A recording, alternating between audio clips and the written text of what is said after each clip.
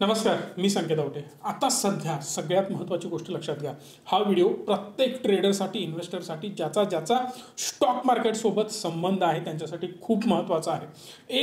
एक रुपयाचे चार्जेस आपण डिस्कस करणार आहोत। जर तुम्ही ट्रेडिंग करत असाल, इन्व्हेस्टिंग करत असाल तर कशा प्रकारे तुम्हाला चार्जेस द्यावे लागतात, किती रुपये तुम्हाला गव्हर्नमेंटला द्यावे लागतात, ब्रोकरला द्यावे लागतात, आणि आता त्यामध्ये एक जबरदस्त बदल झालेला आहे। एसटीटी मध्ये असो किंवा काही प्रोसेस होत्या ज्या तुमच्या पोझिशन ऑटो स्क्वेअर ऑफ करणं असेल, त्याच्या बदल्या डिलिव्हरी न देणं असेल, या सगळ्या गोष्टींमध्ये बदल झाला आहे। मेजर लॉसेस होऊ शकतात। फक्त हा व्हिडिओ लक्षपूर्वक शेवटपर्यंत बघा।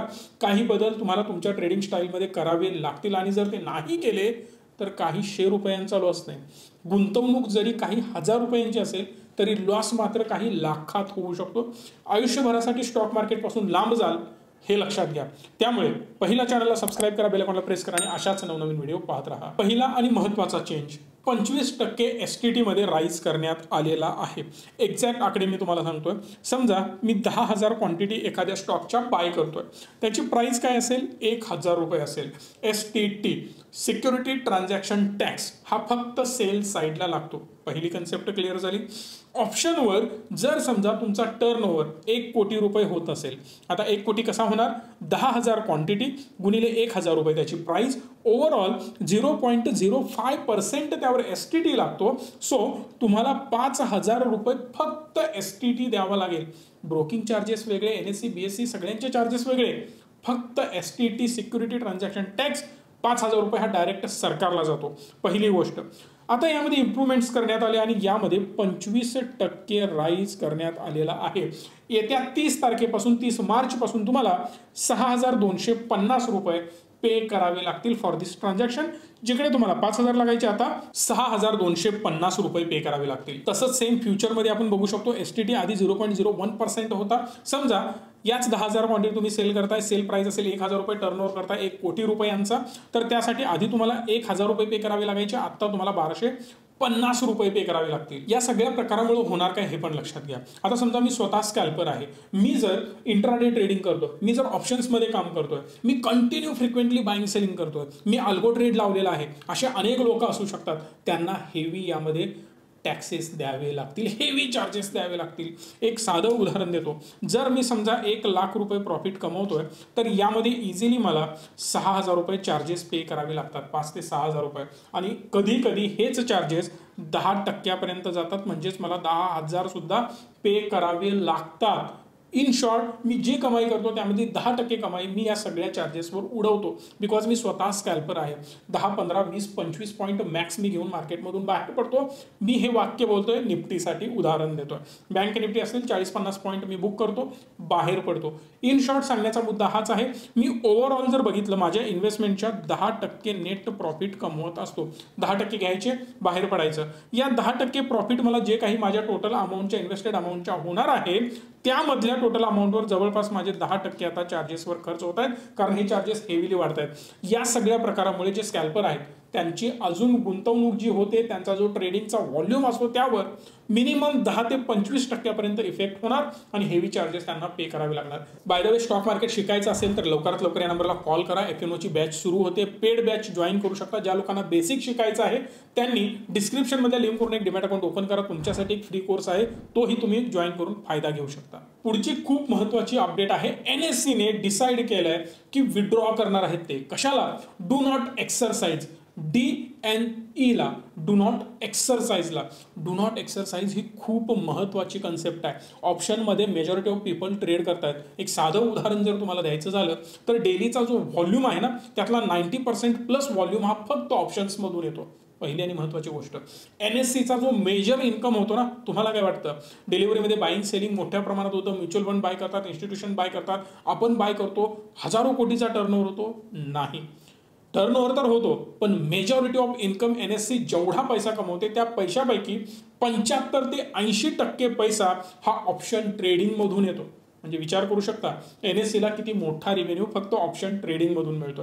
मग इकडे एवढ्या मोठ्या प्रमाणात ट्रेडिंग होत आहे तर इकडे काही रूल आणि रेग्युलेशन्स पण जरुरी आहेत। एक सिंपल उदाहरण मी तुम्हाला देतो। जर समजा या येणाऱ्या गुरुवारी एक्सपायरी आहे, या एक्सपायरीसाठी तुम्ही एखादा ट्रेड घेतला, वेळेमध्ये तुम्ही त्याला एक्सपायरीच्या दिवशी एक्झिट करू शकला नाही तर तुमचा ब्रोकर त्याला एक्झिट करतो. समजा आज ट्रेड घेतलाय, तुम्ही त्याला एक्झिट करू शकला नाही 3:30 पर्यंत, तर तुमचा ब्रोकर त्याला 3:20 ला एक्झिट करतो. इन शॉर्ट काय, तुमची रिस्क कव्हर करण्याचं काम तुमचा ब्रोकर करतो.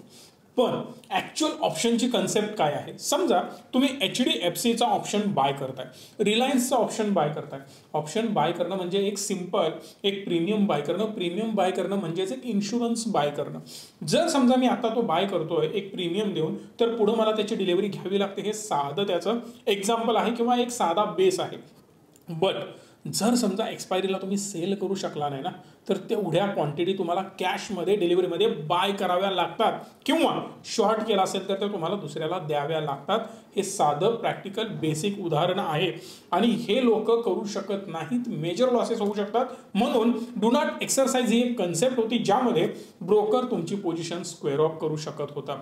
पण आता ही पोझिशन स्क्वेअर ऑफ करण्याची पद्धत मेथड बंद झाली आहे. सेबीने सांगितलं आता हे सगळं बंद करायचं. जे काय असेल ते सगळं क्लायंटनी करायचं आहे. आपल्याला यामधून रूल्स आणि रेग्युलेशन स्ट्रिक्ट करायचे आहेत आणि याला सिरियसली लोकांनी घ्यायला हवं. पण यामधून मेजर लोकांचे लॉसेस होणार हे मी वारंवार रिपीट करून सांगतोय. ही कन्सेप्ट काय आहे थोडंसं पेपरवर एक्सप्लेन करतोय. उदाहरण आजच देतोय.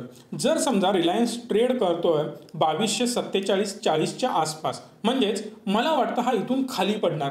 जर मला वाटत असेल हा इथून खाली पडणार, तर मी एक काम करणार, 2200 रुपयाचा पुट बाय करणार. हा जर मी 2200 रुपयाचा पुट बाय केला तर जेवढा इथून हा खाली पडेल तेवढं माझं प्रॉफिट वाढत जाणार आहे. ही साधी सिंपल सोपीशी कन्सेप्ट आहे. मग मी काय करेन, 2200चा पुट काय प्राइस आहे हे मी इथून बघेन. समजा इथं 2200चा पुट मला दिसतोय. आता त्याची LTP चालू आहे ₹1.45. जर मला रिलायन्स बाय करायचा असेल तर मला लॉटमध्ये बाय करावा लागतो आणि समजा करंट प्राइस आपण 2240 रुपये पकडली. ऍक्च्युली त्याची LTP ₹1.45 सुरू आहे. लॉट साईज आहे 250 क्वांटिटी मला बाय करावी लागणार. इन शॉर्ट 250 गुणिले 1.45 करावं लागेल. हे जर तुम्ही केलं तर 362 त्याचं उत्तर येईल. समजा मी नवीन ट्रेडर आहे, मोठी गुंतवणूक मला करायची नाही. मी माझ्या डीमॅट अकाउंटमध्ये 1000 रुपये घेतलेले आहेत आणि 1000 रुपयांनी मी सुरुवात करतोय, ज्यामधले 362 रुपयाची माझी गुंतवणूक झाली. एक्सपायरी उद्या आहे समजा आणि एक्सपायरीच्या दिवशी जर मी याला सेल केलं नसेल तर मात्र गडबड होऊ शकते. ब्रोकर तुम्हाला क्लिअरली डिलिव्हरी देण्यासाठी भाग पाडेल. तुम्हाला 250 क्वांटिटी बाय करावे लागतील. समजा मार्केट वाढलं असेल, तुम्ही पुट साईडला सेल त्याला केलंच नाही. का केलं नाही? कारण मार्केट न पडता मार्केट वर जात आहे. तुम्हाला लॉसेस जास्त घ्यायचे नाहीत. पण तुम्हाला माहिती आहे जर माझा लॉस झाला तर किती होणार आहे? 362 रुपये ना. कारण माझा हा जो LTP सुरू आहे हा मॅक्सिमम 0 होऊ शकतो. याच्यापेक्षा वेगळं काही होणार नाही. म्हणजेच माझी मॅक्सिमम रिस्क 262 आहे हे मला माहिती होतं. बट आता झालंय उलट. रूल्स बदललेले आहेत. आता ब्रोकरला सांगण्यात आलंय की तू स्वतः पोझिशन स्क्वेअर ऑफ करायची नाही. जर तुम्ही ती पोझिशन स्क्वेअर ऑफ केली नाही तर मात्र तुम्हाला 250 क्वांटिटी बाय कराव्या लागतील. उदाहरण घ्या ना, समजा हा 2240 वरून स्टॉक पोहोचला 2500 रुपयांवर, म्हणजेच 260 रुपयाने जर त्याची प्राइस वाढली असेल तर मात्र तुम्हाला इथे 250 क्वांटिटी बाय कराव्या लागतील याच प्राइसला, जुन्या प्राइसला, आणि तो पोहोचेल डायरेक्ट 2500 रुपयांना. म्हणजेच 260 रुपयाचा लॉस. ओव्हरऑल 260 गुणिले 250 जर तुम्ही केलं तर 65,000 रुपयांचा लॉस होऊ शकतो जर तुम्ही याला इथं विकलात तर. जर ही प्राइस अशीच वाढत घेतली आणि तुम्ही बघत बसलात तरी सुद्धा तुम्हाला हेवीली लॉसेस होऊ शकतात. आता हे दोन वेगवेगळ्या साईडची उदाहरणं देतोय. समजा आता पुटचं एक्झाम्पल मी तुम्हाला दिलं. पुट जर तुम्ही बाय केला असेल तर या 250 क्वांटिटी तुम्हाला दुसऱ्याला द्याव्या लागतात. आता तुम्ही म्हणाल मी तर 1000 रुपये अकाउंटवर घेतलेत, मला काहीच माहिती नाही. मी काय करायचं? सिंपल आहे. तुम्ही बाय करायच्या आणि त्या क्वांटिटी सेटल करायच्या. मग या ऑप्शनमधून जर तुम्ही बाय करत असाल तर 20% एक्स्ट्रा पेनल्टी लागू शकते. ब्रोकरेज तुम्हाला जास्त द्यावं लागू शकतं. ब्रोकर वेगवेगळे चार्जेस तुम्हाला लावू शकतो. ब्रोकर सोबतच तुम्हाला व्याजही लावू शकतो. प्रचंड लॉसेस होणार. 1000 रुपयांची गुंतवणूक करून 1 लाख रुपयापर्यंत लॉस जाऊ शकतो. एवढ्या मोठ्या गोष्टी होऊ शकतात. जर समजा तुम्ही कॉल बाय केला असेल तर कॉल बाय केलेल्या क्षणी तुम्हाला याच्या डिलिव्हरीज बाय कराव्या लागणार. बाय करणं म्हणजेच काय, तुमच्याकडे हे 5,60,000 रुपये असायला पाहिजेत. 2240 रुपयाप्रमाणे तुम्ही बाय करायचं. मग मार्केट वर जाऊ दे खाली जाऊ दे त्याच्याशी देणे घेणं नाही, तुम्ही डिलिव्हरीमध्ये या क्वांटिटी बाय कराव्या लागतील. मग जर या सगळ्यापासून वाचायचं असेल, स्वतःला सेफ ठेवायचं असेल, तर पहिलं काम तुम्ही करायचं आहे ते म्हणजे जेव्हा जेव्हा ऑप्शन्स बाय कराल तेव्हा एक्सपायरीपर्यंत वाट बघू नका. कारण हे सगळं स्टॉकमध्ये होणार बरं का. निफ्टी बँक निफ्टीमध्ये पॉसिबल नाही आहे, कारण तिथं फिजिकल डिलिव्हरी सेटलमेंट इम्पॉसिबल आहे. सो जर तुम्ही स्टॉक बाय करत असाल, स्टॉकमध्ये ऑप्शन्स करत असाल, तर ऑप्शन्स तुम्हाला एक्सपायरीच्या आधी सेटल करावे लागतील.